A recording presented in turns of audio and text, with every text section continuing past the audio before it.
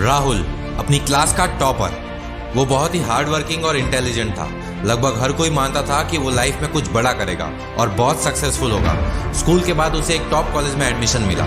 जैसे ही उसने अपनी डिग्री पूरी की, उसने एक के बाद एक डिफरेंट स्टार्टअप शुरू किए, बट अनफॉर्चुनेटली सभी फेल हुए और अब वो एक मीडियोकर सी जिंदगी जी रहा है। So what change? मुझे हमेशा से लगता था कि अगर स्मार्ट पीपल मेहनत करें और उन्हें एक सपोर्टिव एंड एनकरेजिंग एनवायरनमेंट मिले तो उन्हें डेफिनेटली सक्सेस मिलेगी। But I was wrong. Success सिर्फ हार्डवर्क एंड इंटेलिजेंस पर डिपेंडेंट नहीं है, और भी कई फैक्टर्स हैं जो सक्सेस के लिए इंपॉर्टेंट है, चाहे वो प्रोफेशनल सक्सेस हो या सक्सेस इन रिलेशनशिप्स और पर्सनल वेल बीइंग। सो ये कुछ रीजंस हैं जिनकी वजह से शायद आपको भी सक्सेस ना मिल रही हो, फिर चाहे आप हार्डवर्क एंड स्मार्ट वर्क दोनों कर रहे हो। Number 1, you believe you deserve success based on your credentials. आपको लगता है कि जस्ट बिकॉज आपने स्कूल या कॉलेज में एक्सेल किया तो आगे भी चीजें आपके हिसाब से होगी एंड आगे भी आप एक्सेल करोगे।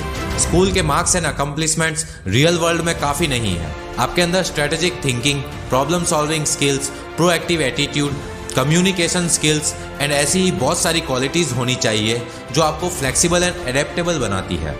लाइफ स्कूल नहीं है। स्कूल तो बस आपकी लाइफ का एक शुरुआती हिस्सा है, और इस बात को आप सब स्टूडेंट्स जितना जल्दी हो सके समझ लो तो आप लाइफ में आने वाले बहुत सारी प्रॉब्लम्स को बिना ज़्यादा परेशान हुए सॉल्व कर पाओगे। क्योंकि रियल सक्सेसफुल इंसान वही बन सकता है जो अपनी ज़िंदगी में एक्सेल करे, ना कि सिर्फ स्कूल में। स्कूल में मोस्टली टॉपर्स टीचर्स के फेवरेट होते हैं। वो सारे रूल्स फॉलो करते हैं, होमवर्क टाइम पे करते हैं, but in real life out of the box mindset के लिए आपको कभी कभी रूल्स तोड़ने पड़ते हैं, और तभी और बेटर चेंजेस आते हैं या बेटर रिजल्ट्स आते हैं। And in the real world results he matter करते हैं। सो फॉर दैट आपको हार्डवर्क, स्ट्रेटेजिक थिंकिंग एंड थोड़े बहुत लक की भी ज़रूरत होती है। आप लक फैक्टर को आसानी से इंक्रीज कर सकते हो अगर आप फर्स्ट 2 फैक्टर्स फुलफिल कर लो। अब बात करते हैं पॉइंट नंबर 2 की। You can not handle failures. Smart and hardworking लोगों को स्कूल एंड पास्ट अचीवमेंट्स की वजह से टॉप पे रहने की आदत होती है, एंड इसीलिए वो फेलियर्स बर्दाश्त नहीं कर पाते हैं। हाउएवर सक्सेस के लिए emotional intelligence, perseverance, passion and most importantly एक स्ट्रॉन्ग माइंडसेट की ज़रूरत होती है to be able to overcome failures in life. जिन लोगों ने स्टार्टिंग से ही फेलियर्स या स्ट्रगल फेस किया है वो आगे चलकर और रिजिलियंट्स बनते हैं, एंड उन्हें बैड एक्सपीरियंसेस से मूव ऑन करना आता है। सो अल्टीमेटली ट्रू अचीवमेंट वही है जो आपको टफ बनाए। One failure is not the end of the world. In real life आपको स्ट्रेस से डील करना आना चाहिए, सो दैट आप बिना टाइम वेस्ट किए एंड बिना ओवरथिंक किए इजीली बाउंस बैक कर पाओ। Point number 3, you constantly go after what averse exciting at the moment. एक चीज़ जो मैं हाई अचीवर्स के बारे में जानता हूँ is that they hate wasting time. Smart लोग जानते हैं कि टाइम सबसे वैल्यूएबल एसेट है, एंड किसी एक चीज़ में अपना टाइम एंड एफर्ट लगाना यानी दूसरी अपॉर्चुनिटीज़ को मिस आउट करना।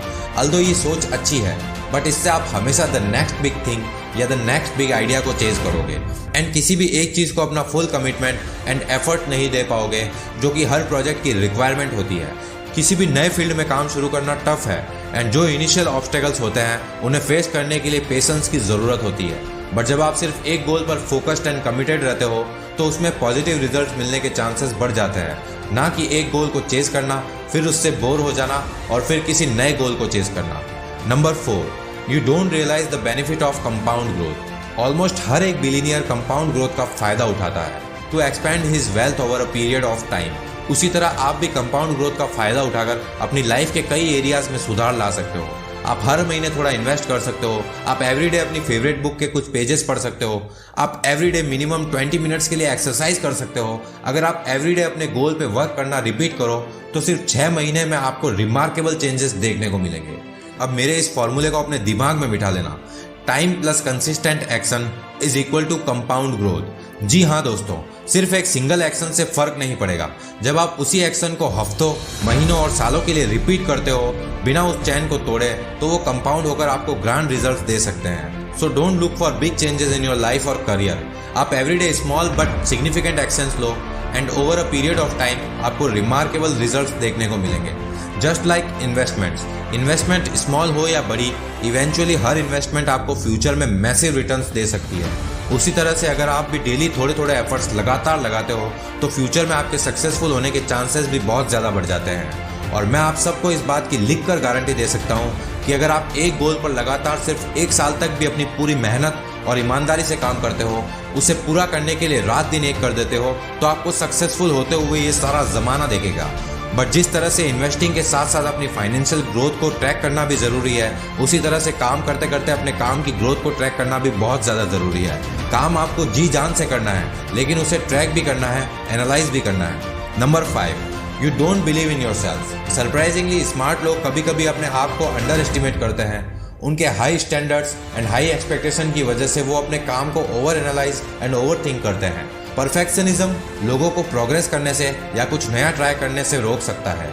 सो ये सोचने की बजाय कि व्हाट इफ ये आइडिया ना चले, या दिस इज नॉट परफेक्ट, या मुझसे ये होगा या नहीं, think about starting in the first place और just move forward. Thomas Edison ने कहा था कि सक्सेसफुल होने का सबसे निश्चित तरीका है हमेशा सिर्फ एक और बार ट्राई करना। The most certain way to succeed is to always try just one more time. So believe in your self and instead of try to make it perfect, try to get it done. So ये थे 5 reasons why smart and hard working people are unsuccessful. Let me know in the comment section कि क्या आपको भी over thinking या over analysing की आदत है, तो मैं उस पर भी एक ज़बरदस्त वीडियो बनाऊंगा कि आप कैसे अपनी ओवर थिंकिंग को रोक सकते हो। अगर ये वीडियो पसंद आया है तो मेरे मोटिवेशन के लिए लाइक और शेयर ज़रूर करना। मिलते हैं अगली ऐसी ही पावरफुल वीडियो के साथ। तब तक के लिए अपना ख्याल रखो, मेहनत करो और हमेशा आगे बढ़ते रहो।